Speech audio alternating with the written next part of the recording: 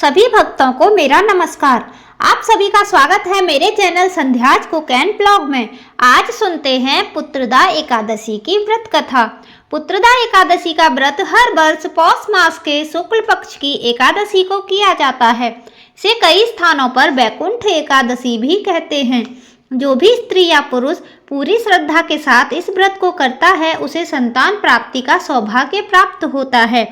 युधिष्ठिर जी ने भगवान श्री कृष्ण से कहा, हे नाथ, कामिका एकादशी का वर्णन मैंने विस्तार से सुना, अब आप मुझे पुत्रदा एकादशी की कथा भी सुनाइए। भगवान श्री कृष्ण ने कहा कि अब मैं तुमसे पुत्रदा एकादशी की कथा कहता हूँ, सो हे वत्स ध्यान पूर्वक सुनो। भद्रावती नाम का एक राज्य था जिस पर सुकेतु नाम के एक राजा राज्य करते थे। राजा सुकेतु की जो धर्मपत्नी थी उनका नाम सैव्या था, लेकिन उन दोनों की कोई संतान न होने के कारण राजा रानी बहुत दुखी रहा करते थे। संतानहीनता के दुख को झेलते हुए एक दिन राजा ने अपना राज्य महामंत्री को सौंप दिया और पत्नी सैव्या के साथ वो वन को चल दिए। राजा रानी ने आत्महत्या का मन बना लिया और घने वन के अंदर वो जाते चले गए। राजा रानी दोनों आत्महत्या करने की सोच ही रहे थे, तभी राजा ने कहा, आत्महत्या करना घोर और महापाप है। आत्महत्या किसी को शोभा नहीं देती। और उसी पल उन्हें वेद पाठ और मंत्रों की ध्वनि सुनाई दी और वो दोनों उसी ध्वनि की ओर चलते चले गए। उन्होंने देखा कि एक सरोवर के निकट बहुत से ऋषि मुनि वेद पाठ कर रहे हैं। राजा सुकेतु और उनकी धर्मपत्नी रानी सैव्या ने उन ऋषियों को प्रणाम किया। राजा सुकेतु अपनी पत्नी के साथ उन सब ऋषियों की सेवा में लग गए और ऐसा करने से वे सब ऋषि उन दोनों पर अति प्रसन्न हो गए और उन्होंने कहा, वत्स मांगो, तुम क्या मांगते हो? तब राजा ने कहा, प्रभु, मेरे कोई संतान नहीं है, बस हमें एक पुत्र का वरदान दे दीजिए।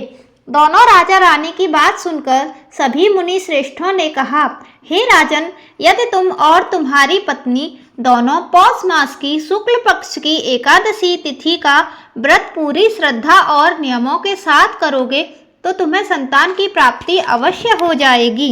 ऐसा सुनकर राजा और रानी दोनों अपने राज्य भद्रावती वापस लौट आए। कुछ महीनों के बाद पौष माह की शुक्ल पक्ष की एकादशी तिथि आई और फिर राजा सुकेतु और रानी सैव्या ने वैकुंठ एकादशी यानी कि पुत्रदा एकादशी का व्रत पूरी श्रद्धा और निष्ठा के साथ किया, जिस कारण भगवान विष्णु उन दोनों पर प्रसन्न हो गए और उन्हें संतान प्राप्ति का वरदान दे दिया। कुछ दिनों बाद रानी सैव्या ने गर्भ धारण किया और 9 महीनों के बाद एक सुंदर और तेजस्वी बालक को जन्म दिया। राजा रानी तेजस्वी पुत्र पाकर धन्य हो गए और उन्होंने उन सभी ऋषि मुनियों को धन्यवाद दिया। कहा जाता है कि कोई भी व्यक्ति यदि श्रद्धा और नियम पूर्वक पुत्रदा एकादशी यानी कि वैकुंठ एकादशी को भगवान श्री विष्णु की पूजा अर्चना कर और विधि पूर्वक व्रत करता है, उसकी सभी मनोकामनाएं पूर्ण होती हैं एवं उसे तेजस्वी संतान की प्राप्ति होती है। दोस्तों, आपको ये व्रत कथा पसंद आई है तो कमेंट में श्री हरि विष्णु अवश्य लिखें। साथ ही चैनल को सब्सक्राइब करना ना भूलें। आप सभी का धन्यवाद। जय श्री हरि विष्णु।